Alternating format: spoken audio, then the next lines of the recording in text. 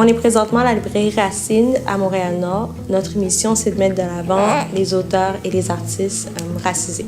On pourrait quasiment avoir une librairie juste de livres jeunesse, tellement il y a de demandes dans ce secteur-là. Les gens viennent en famille, les gens aiment gâter leurs enfants, veulent justement redonner aux jeunes le goût de la lecture. Kwame? Au niveau de la représentation dans les livres jeunesse, je trouve que, par exemple, pour ceux qui ont des handicaps, c'est plus difficile de trouver des livres, par exemple, d'enfants avec des béquilles ou qui manquent une jambe, etc. Pour ceux qui ont des familles avec des parents de même sexe aussi, ça peut être plus difficile.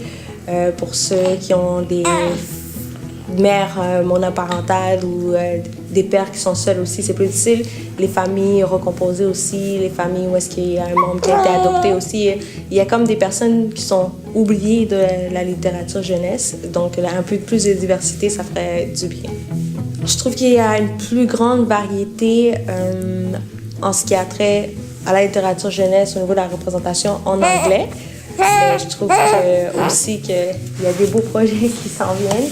Puis que ça vaut la peine d'avoir quelque chose qui est fait ici, qui est fait à Montréal. Tant que les jeunes puissent se retrouver, puissent se voir, puis qu'on puisse avoir des livres à l'image de notre belle ville qui est Montréal. C'est-à-dire remplie de différentes cultures. OK, Kwame. J'ai raison. Parce que les jeunes, lorsqu'ils se promènent, notamment à Montréal, puis lorsqu'ils ouvrent un livre, on voit deux mondes différents.